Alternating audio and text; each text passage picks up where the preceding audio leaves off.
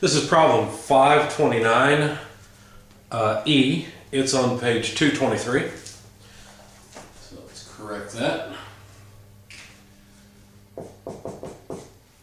An automobile engine consumes fuel at a rate of 5 gallons per hour and delivers 70 horsepower of power to the wheels.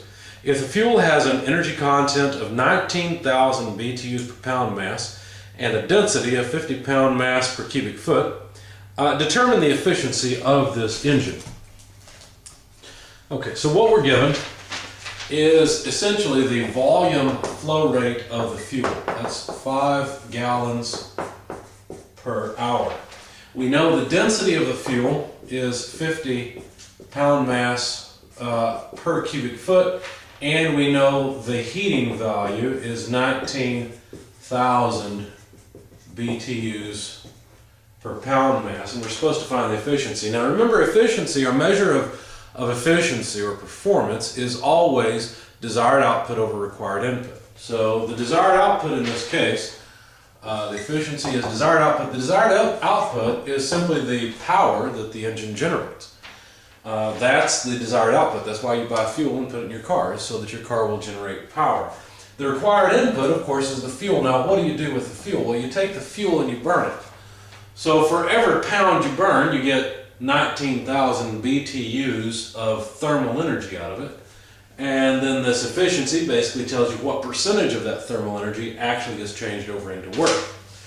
And we're trying to find this efficiency. So this is a straightforward plug and chug. We know that the power output is 70 horsepower. So this is basically a big units conversion problem. So 70 horsepower multiplied by 550 foot-pound force per second for each 1 horsepower. We'll take care of the horsepower units in the numerator. In the denominator, we have to somehow express the heat flow rate in. Now the heat flow rate in would be proportional to the mass flow rate in, right? The more fuel you burn per time, the more heat you're putting into the engine per time. So this would simply be the mass flow rate of the fuel multiplied by the heating value of the fuel. Now the mass flow rate of the fuel would be equal to the density of the fuel times the volume flow rate of the fuel. And so that changes our equation. Let's plug in some more numbers here. Well, you can see basically that's what we're going to plug in for our denominator. So let's just plug it in directly. So the density of the fuel is 50 pounds mass per cubic foot. The volume flow rate, we know, is 5 gallons per hour.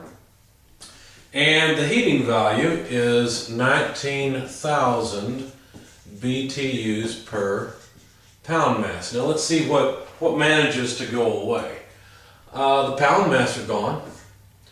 Other than that, though, we have feet cubed here and gallons here, so we'll need a conversion factor. We've got hours here and seconds here, so we need a conversion factor for that as well. In fact, let me go ahead and put the time unit conversion in the denominator. 1 hour has 3,600 seconds in it, so now the hours are gone and the seconds are gone.